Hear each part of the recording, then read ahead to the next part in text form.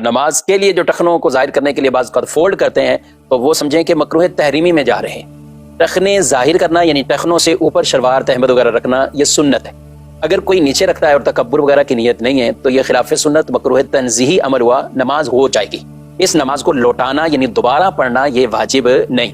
لیکن اگر کوئی شخص اس کی جگہ ٹخنے ظاہر کرنا یعنی ٹخنوں سے اوپر شلوار رکھنے کے لیے نیفے سے فولڈ کرتے ہیں اور اسی طرح بعد پینٹ کو نیچے سے فولڈ کرتے ہیں اور ان کو ٹخنوں سے اوپر لے آتے ہیں, تو یہ جو فولڈ کرنا ہے نا یہ مکروہ تحریمی عمل ہے. رسول اللہ صلی اللہ علیہ وسلم کی حدیث مبارکہ ہے کہ مجھے حکم دیا گیا ہے کہ 7 ہڈیوں پر میں سجدہ کروں. مجھے حکم دیا گیا 7 ہڈیوں پر سجدہ کروں. وہ 7 ہڈیاں کون سی ہیں؟ 2 یہ ہاتھ, گھٹنے, 2 پاؤں اور یہ پیشانی. پیشانی کا لگنا زمین پر یہ فرض اور ناک کا لگنا, ناک کی ہڈی کا لگنا یہ واجب.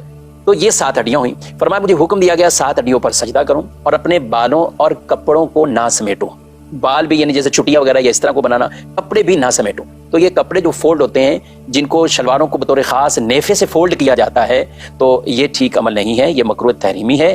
اسی طرح پینٹ اگر کوئی نیچے سے بھی فولڈ کرتا ہوا اوپر رکھ لیتا ہے تو یہ بھی مکروہ تحریمی عمل ہے. وہ نماز کو واجب الاعادہ بنا دیں گے, یعنی وہ نمازیں واجب الاعادہ ہو جائیں گی, ان کو دوبارہ پڑھنا واجب ہو جائے گا. اگر کسی کی شلوار یا پینٹ بڑی ہے تو اسے چاہیے کہ پھر اولا تو یہ چاہیے کہ ہونی اتنی چاہیے کہ ٹخنے ظاہر ہو جائیں, لیکن اگر ہے بڑی تو پھر وہ نارملی چھوڑ دے, یعنی ان کو فولڈ نہ کرے, نہ نیچے سے کرے نہ نیفے سے کرے, تاکہ ایسا نہ ہو کہ مکروہ تنزیہی سے تو بچ رہا ہے لیکن مکروہ تحریمی کے عمل میں پڑ رہا ہے. تو یوں اسے خیال اس چیز کا رکھنا ہوگا اور کوشش یہی کریں ہمارا لباس ہی اتنا ہونا چاہیے کہ جو سنت کے مطابق ہو, اور ٹخنے بغیر فولڈ کے ہی ہماری شلواریں اتنی ہوں, پینٹ پہن رہے تو وہ اتنی ہو, یا تہمد ہے تو وہ اتنی ہو کہ وہ ٹخنے اس سے ظاہر ہوں, یعنی ٹخنوں سے وہ اوپر ہو. اس چیز کا خیال اگر نمازی حضرات رکھیں گے. ہم بکثرت شہروں کے اندر جو افراد رہتے ہیں تو وہ پینٹ کے ساتھ یہی معاملہ کرتے ہیں.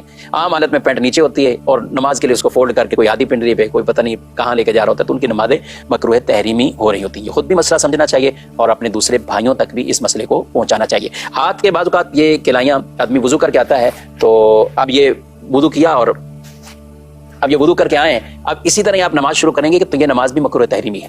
یہ نماز بھی آپ, جی ہاں, یہ نماز آپ کی مکروہ تحریمی, یعنی اس نماز کو بھی دوبارہ پڑھنا یہ واجب ہوگا. ہاں کوئی ایک آدھا بل ہوتا ہے بعض اوقات وہ رہ جاتا ہے ان آستینوں کا, تو اس سے نماز مکروہ تحریمی نہیں ہوتی. اب مثال کے طور پہ یہ ہے, اب کسی کی یہ ایک بل ہے اور یہ ہاف کلائی تک بھی نہیں ہے, یعنی آدھی کلائی سے تک, آدھی کلائی سے کم ہے, تو یہ معافی کی صورت ہے, یہ اف ہے, یہ معاف ہے. لیکن شلوار کے نفوں کے حوالے سے یہ نہیں کہا جائے گا کہ وہاں ایک بل وہ چھوٹ ہے, پینٹ کے اندر نیچے سے ایک بل کو چھوٹ ہے, ایسا نہیں ہے. یہ صرف یہ جو حکم ہے یہ کلائیوں اور ان بازوں کے حوالے سے, کیونکہ عام طور پہ وضو کے بعد کچھ نہ کچھ یہ کپڑا ایسے فولڈ رہ جاتا ہے, لیکن جو نیچے ہی نہیں کرتے اور یہاں تک چڑھا ہوا ہے اور اسی طرح آگے نماز شروع کر دی تو ان کی نماز بہرحال مکروہ تحریمی واجب الاعادہ ہو رہی ہوتی ہے. یہ 3 کے مسائل جب ہم سیکھیں گے, سمجھیں گے, اور نماز کو جیسا حکم ہے ویسا پڑھنا ہے. جی ہاں, فرمایا جس نے وضو کیا ویسا جیسا حکم تھا اور نماز پڑھی ویسے جیسا حکم تھا, اس کے گناہ اللہ بخش دیتا ہے. تو بخشش بھی چاہیے, تو ان احکامات کو پورا کما حق ہمیں بجا لانا یہ بہت اہم اور ضروری ہے. اللہ پاک مجھے آپ کو